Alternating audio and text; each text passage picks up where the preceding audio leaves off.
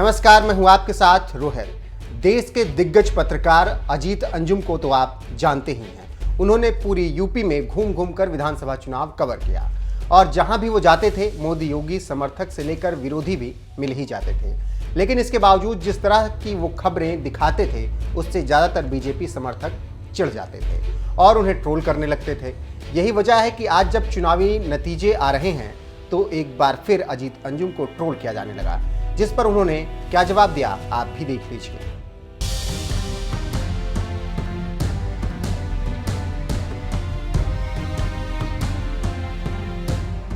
अजीत अंजुम पर मोदी योगी विरोधी होने का ठप्पा किस कदर लग गया है, ये आप देश के प्रधानमंत्री नरेंद्र मोदी के एक बयान से ही समझ सकते हैं, जब उन्होंने बिना नाम लिए ही अजीत अंजुम को डंडा वाला पत्रकार बताकर जोरदार तंज मारा था।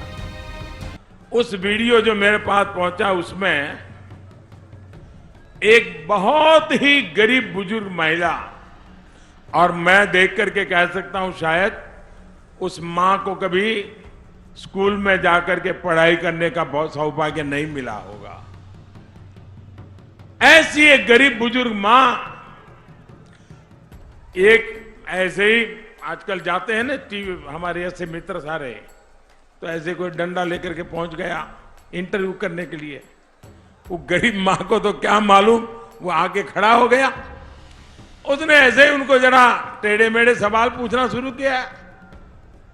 उस गरीब महिला बुजुर्ग मां से पूछा कि आपके यहां चुनाव कब है, और मजा ये है उस मां ने सही तारीख बताई कि फलानी तारीख को हमारे यहां चुनाव है। लेकिन उसके साथ साथ ये भी कह दिया मां ने, ताकि वो आकर के सर खाए नहीं, नया सवाल पूछे नहीं, उन्होंने कहा चुनाव है फलानी तारीख को और हमने नमक खाया है, हम धोखा नहीं देंगे। जब पीएम मोदी भी पत्रकार अजीत अंजुम पर निशाना साधने से नहीं चुके तो भला बीजेपी समर्थक उन्हें कहां छोड़ने वाले थे। जैसे ही रुझानों में एक बार फिर से योगी सरकार बनती नजर आई, सोशल मीडिया पर उन्हें खूब ट्रोल किया जाने लगा। ट्विटर यूजर मिहिर झा ने लिखा, रोहिणी, अभिसार, रणविजय, अरफा, अजीत अंजुम जैसे पत्रकार को लेकर एक नेता सोशल मीडिया के लफंगे फॉलोअर्स भले जमा कर ले, लेकिन वोट नहीं मिलता, पर अखिलेश इनको बिस्कुट देना बंद नहीं करेगा। एक और ट्विटर यूजर ने लिखा, राजदीप और रवीश, अजीत अंजुम, बरखा दत्त, सबा राना, साक्षी, अभिसार, संदीप की दाल नहीं गली, देश इनकी नौटंकी जान चुका है। राम बंसल नाम के ट्विटर यूजर ने अजीत अंजुम समेत तमाम पत्रकारों पर तंज मारते हुए लिखा, आइए आज केवल रवीश कुमार, राजदीप सिरदेसाई, सारिका घोष, बरखा दत्त और अजीत अंजुम के शो देखें, साथ ही एनडीटीवी का आनंद लेना ना भूलें। ट्विटर यूजर विमलेंद्र उपाध्याय ने लिखा, अब कोई जाति नहीं केवल हिंदू। आज भी उस महिला की आवाज कान में गूंजते है। जब अजीत अंजुम ने पूछा आप किस जाति से हो, तो उसने कहा कि मैं हिंदू हूँ। गाँव की महिला थी। जब महिला सजग हो जाएगी सब ठीक हो जाएगा। परिवार हो, देश हो, प्रदेश हो। यूपी चुनाव में बीजेपी की प्रचंड जीत के बाद सोशल मीडिया पर पत्रकार अजीत अंजुम जब इसी तरह से ट्रोल होने लगे तो उन्होंने एक ट्वीट में सफाई देते हुए लिखा, मुझे ट्रोल करने वालों को चुनौती। यूपी चुनाव पर 300 से ज्यादा वीडियो मैंने अपलोड किए। किसी भी वीडियो में बीजेपी की हार या सपा की जीत का दावा नहीं किया। मैं ऐसा मानता नहीं था। यानी अजीत अंजुम ने सफाई देते हुए ये मान लिया कि उन्होंने चुनाव के दौरान कभी कहा ही नहीं कि सपा या बीजेपी जीत रही है। हालांकि इसके बावजूद सोशल मीडिया पर अजीत अंजुम खूब ट्रोल होते रहे और आज जब यूपी में लौटकर फिर से योगी आदित्यनाथ आ गए तो फिर बीजेपी समर्थकों को अजीत अंजुम को ट्रोल करने का मौका मिल गया और उन्हें खूब ट्रोल भी किया गया। बहरहाल अब जिस तरह से अपनी सफाई में पत्रकार अजीत अंजुम ने कहा है कि किसी भी वीडियो में बीजेपी की हार या सपा की जीत का दावा नहीं किया था, मैं ऐसा मानता नहीं था। इस पर आपका क्या कुछ कहना है, अपनी राय कमेंट कर हमें जरूर बताएं। साथ ही चुनावी नतीजों पर नेताओं ने क्या कुछ कहा, आइए आपको सुनाते हैं। नहीं, सरकार तो हम बनाने ही वाले थे, 2/3 बहुमत से बनाने वाले थे, हमें मालूम था, क्योंकि मोदी जी ने यहाँ पर जनता से जो विश्वास दिलाया था वो पूरा किया है। बहुत कम समय में पुष्कर धामी जी ने भी अपनी एक छवि बनाई यहाँ पर।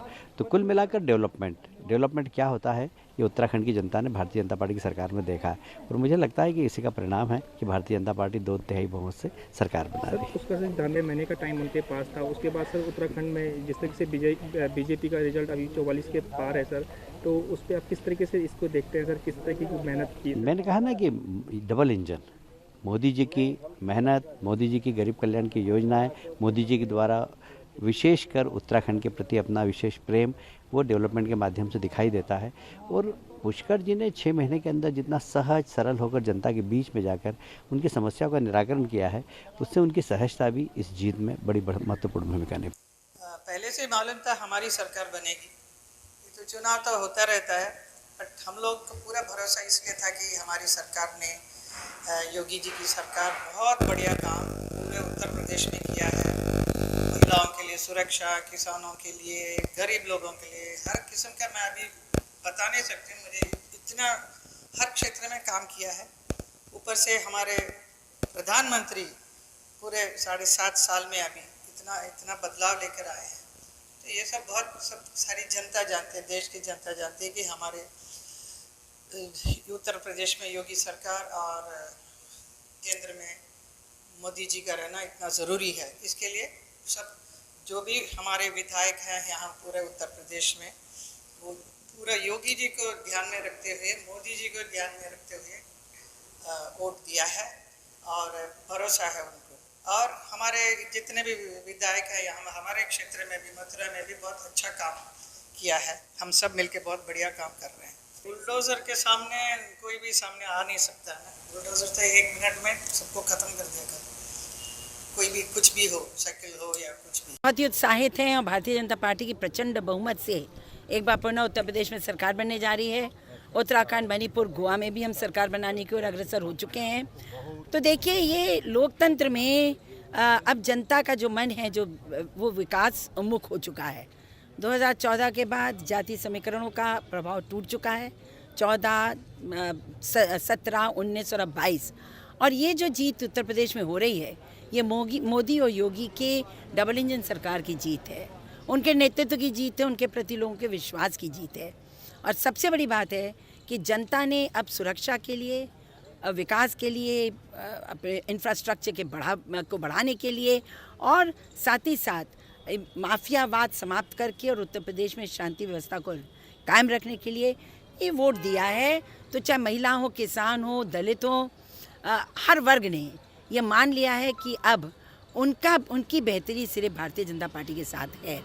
तो ये जीत जनता की जीत है, लोकतंत्र की जीत है। 30 साल बाद उत्तर प्रदेश में पहली बार एक पार्टी की सरकार दूसरी बार बनने जा रही है कंसेक्यूटिव। तो इसके लिए मैं मोदी जी को, योगी जी को बहुत बहुत शुभकामनाएं देती हूँ।